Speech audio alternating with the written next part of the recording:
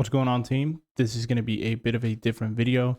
I have not planned anything. I simply just pressed record and now I'm talking. So I'm probably not going to edit this at all. And if I am, it's only going to be small cuts because I've seen a lot of people do these raw type of videos. People seem to enjoy them. So I figured that I would do one of those myself. I've gotten a lot of questions in regards to my journey and what steps it took for me to go from earning no money for a long period of time to eventually earning some money, right? Obviously, that is different for everybody. Everybody's journey is different. But one thing about having different journeys that you must understand that I really did not understand was that I was comparing my chapter 1 to other people's chapter 10, right? And so that's something, if I could go back in time and tell myself, don't compare your chapter 1 to someone's chapter 10. That is definitely something I would tell my younger self, because it's so easy just go, especially in this industry, man, like going on Twitter, going on Instagram, TikTok, whatever it might be, and seeing all these people live amazing lives, right? And then compare your current situation to their life, not realizing that that is their chapter 10, meaning that they have probably been doing this for 8 more years than you have. So it just logically does not make sense to compare yourself to those people, right? It just doesn't. So that's definitely one of the things that I had to keep reminding myself of, and something that I would really tell my younger self if I could go back in time, because I would spend a lot of my time on just Twitter or TikTok or Instagram, after I was done working or done trading. And sometimes I'll come off a red day and I'll go on Twitter and I'll see like 10 different people just make money. And so I'll just spend the entire night wondering what I did wrong. I must have done something wrong. Why do I suck at this when all these people can do this, right? That was, again, me comparing my chapter 1 to their chapter 10, right? And so that would also cause me to overtrade sometimes, because I would leave my desk from a red day, go on Twitter, TikTok, whatever it might be, see all these other people be green, and then get angry at myself for not being profitable that day, right? And that's just stupid, because the reality of the market is every time you lose, someone else wins, right? And so there'll always be people making money on the days that you lose money. So if you want to revenge trade every time you see someone else make money on the day you lose, you're not going to make money, right? So that was one of the top things that I did wrong, was comparing myself to other people. And it's because it's so easy to do in this industry, right? It's so easy to compare yourself to people because everybody shows everything on Twitter and Instagram. And so after being in this space for quite a while now, I also understand how easy it is to manipulate people into thinking you are profitable, or way more profitable than you are, or make way more money than you do, right? Especially you have offshore brokerages who will offer you accounts for affiliate deals or whatever it might be. I have gotten DMs where they have offered me a fake account. I'm not going to name any company names, but offered me a fake account to use for marketing purposes. So it looks like the profits are real because it's through a broker, but it's just some unregulated broker. But it looks like it's real, and it's not, right? It's just demo money. And yeah, so understanding that a lot of the stuff that you see online is just false. It's not true. It's so easily manipulated. Photoshop, it's the easiest thing to do, right? MetaTrader screenshot, don't ever trust it, right?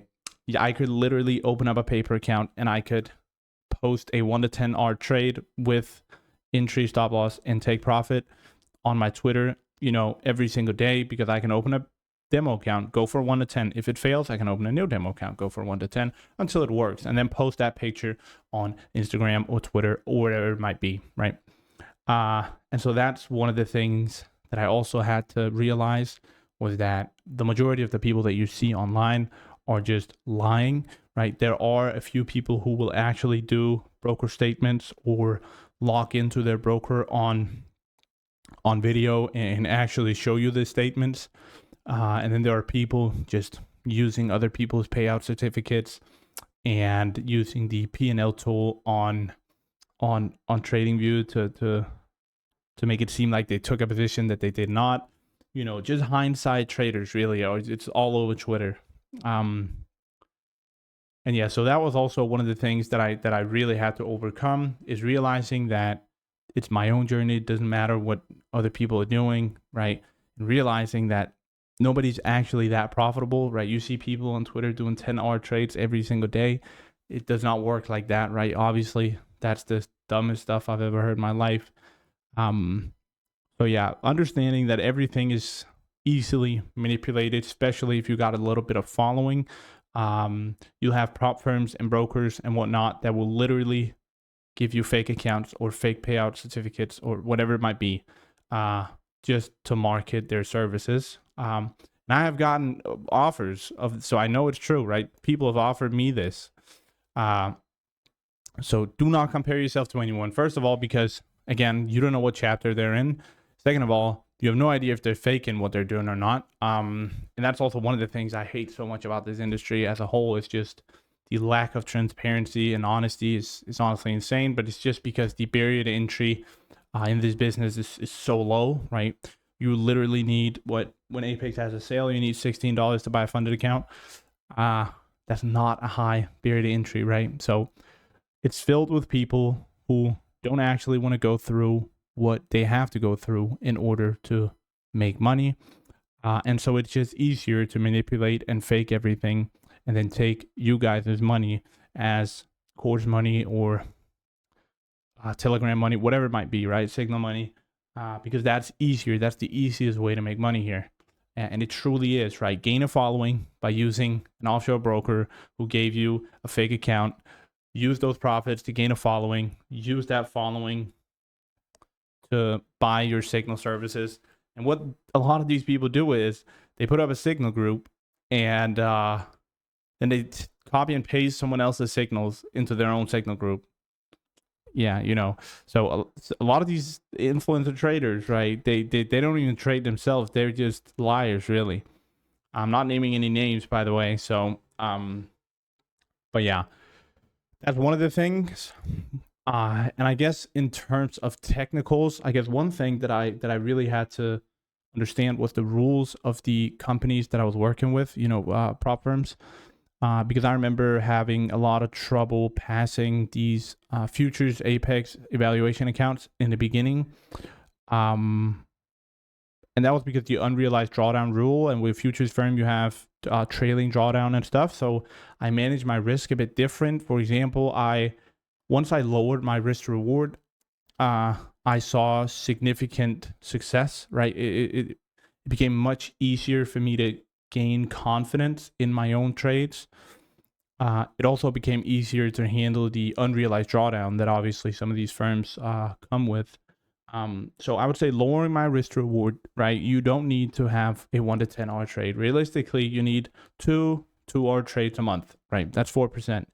If you're risking 1%, obviously, and 4% a month is totally fine, right? And I guess that's also one of these. Sorry, this video is just me talking. And I guess that's also one more thing. It's like, you don't need that much. Like, you don't need a lot of percentage every month to live comfortable at all. And that's what I thought, right? Because I saw all these people again doing like 10% a day, 5% a day, 2% a day, even 1% a day. When in reality, you just need 3-4% a month and you are good. And most people cannot do that, right? So I would say the things that's helped me the most in terms of technicals is lowering my risk, right? Knowing where to place my stop loss and going for lower risk reward trades, because a long time ago I was doing 10-hour trades, right? That was all I ever wanted to do, like 5-hour plus trades. And the majority of the time, that's just not going to work, right? Because if it was going to work the majority of the time, then you would have an insane amount of money, right? That either you choose a high win rate or you choose a high risk reward. They don't go together, right?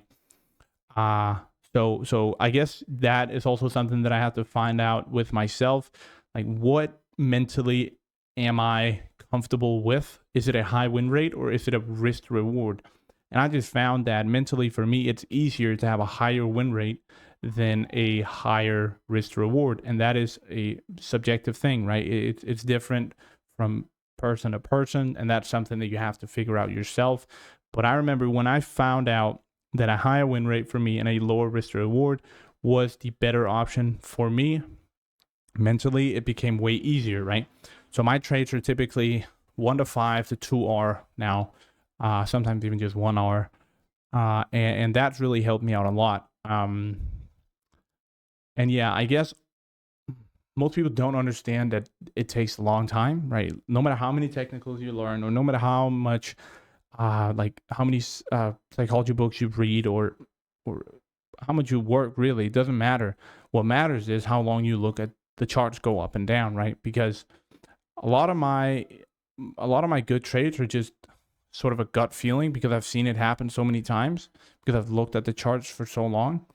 And so that just comes with years of experience, right? And that's just not something you can rush, really. So yeah, on understanding that this takes a really, really long time, and it's not easy. Trust me, I've done other businesses. I have another business that's not trading related. And I can tell you that trading is the hardest one I have personally tried, okay?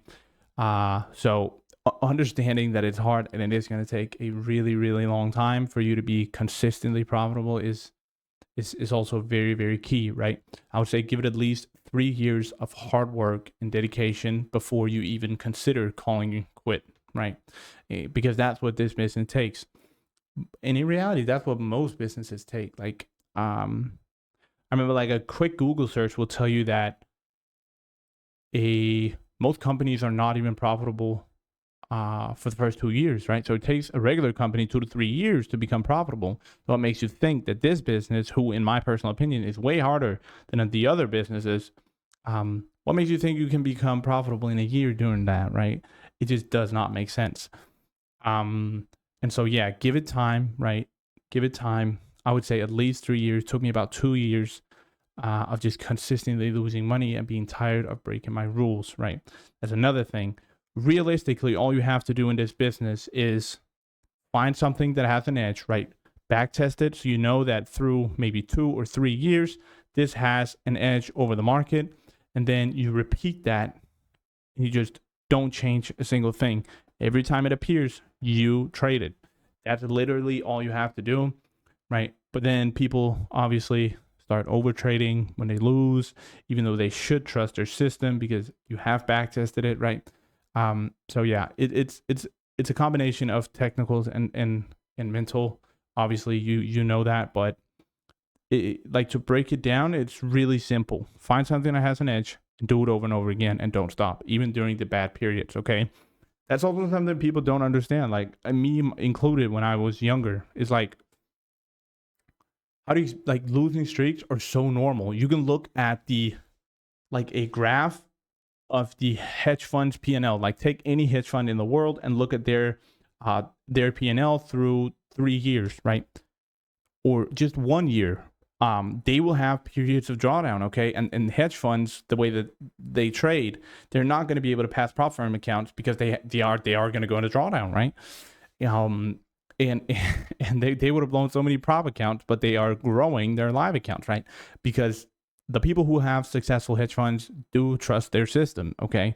And so even during bad periods, they trust it and they keep doing it. And that is why they are able to climb out of those bad periods, because they know that their system works more often than not, even though it can have a bad time, right? That's something people think. Like, if you have a 50% win rate, you're not going to win one, lose one, win one, lose one. That's not how it works. That's just not how it works, right? But that's what some people think, right? You can have a 50% win rate and lose 5 in a row. That can happen. You can also have a 50% win rate and win 10 in a row, right? And so you're going to go through periods of up and down, but it's just repeating the same thing over and over again, even through the bad periods. And that's exactly how you end up making money in this industry, really. And so, yeah, I think just a combination of everything that I talked about in this video is really what made me go from not making money to making money. It just sort of happens, like, really fast. That's one of the funny thing about this business. Like usually you'll have like small results and stuff, but with trading it's like nothing, and then boom, a lot, right? That's the least, and that's what happened to me, and I know a couple of my friends happened to them too. It's like for a really long time you're just not getting anything, and then once you get it, right? Then you get a lot. So yeah, I think that was really it in terms of what I would tell myself if I could go back in time. Because yeah, I mean, it is just a frustrating business, and you will have periods where you question everything, and you will have periods of depression almost, I would say. Like you can seriously get some trading depression almost.